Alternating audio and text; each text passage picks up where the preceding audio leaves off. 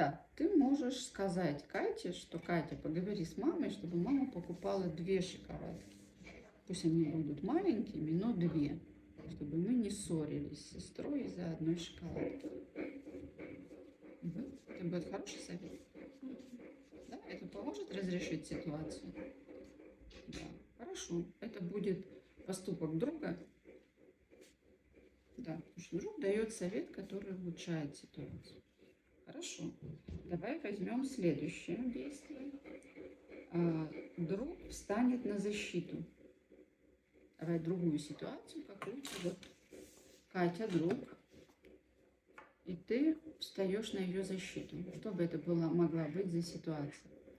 Да, хорошо, ее кто-то обидел. Кто бы это мог быть? Заяц? Давай, вот ее обидел заяц. Окей. Кто-то заяц ее обидел. Как ты можешь встать на защиту?